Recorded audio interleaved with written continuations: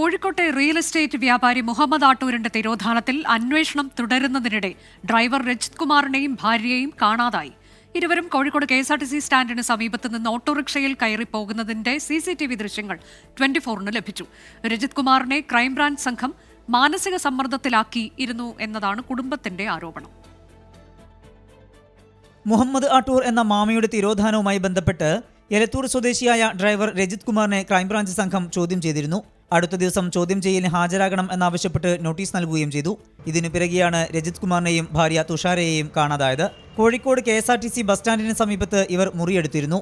ഈ മുറിയിൽ നിന്ന് ഇറങ്ങി ഓട്ടോറിക്ഷയിൽ കയറിപ്പോകുന്നത് CCTV ദൃശ്യങ്ങളിൽ വ്യക്തമാണ്. പിന്നീട് എന്ത് സംഭവിച്ചു എന്നറിയില്ല. ക്രൈംബ്രാഞ്ച് സംഘം നിരന്തരം ചോദ്യം ചെയ്തിരുന്നതിനാൽ രജിത് കുമാർ മാനസിക സമ്മർദ്ദത്തിലായിരുന്നുവെന്ന് ബന്ധുക്കൾ.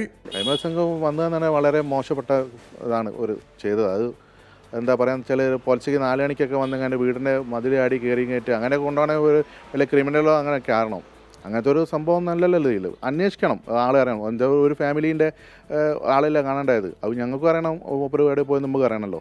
പക്ഷെ അത് വിചാരിച്ചിട്ട് ഒരു ഫാമിലിയിൽ തന്നെ ഒരു 1.5 കൊല്ലമായിട്ട് വേറെ എവിടേക്ക് അന്വേഷണം ഇല്ല ഓരെങ്ങനെ പിഞ്ഞുകൊണ്ട് നിൽക്കുക എന്ന് പറഞ്ഞാൽ അതൊന്നും നമുക്ക് സഹിക്കാൻ പറ്റുന്ന കേസൊന്നുമല്ലല്ലോ. 1.5 കൊല്ലമായിട്ട് ഒരു വിവരം കിട്ടാത്ത ഓനെ ഇങ്ങനെ പീഡിപ്പിച്ച് ഓനെന്താ സംഭവിച്ച ഓരെന്ത് ചെയ്യും? എനിക്ക് ഒരു പെങ്ങളെ ഒരു വാറണ്ടായി തരുമോ? കുടുംബം നൽകിയ പരാതിയിൽ നടക്കാവ് പോലീസ് കേസെടുത്തു. അന്വേഷണത്തിന് പ്രത്യേക സംഘത്തെ രൂപീകരിക്കും. 2023 ഓഗസ്റ്റ് 21-നാണ് റിയൽ എസ്റ്റേറ്റ് വ്യാപാരിയായ മുഹമ്മദ് ആട്ടൂരിനെ ദുരൂഹ സാഹചര്യത്തിൽ കാണാതായത്.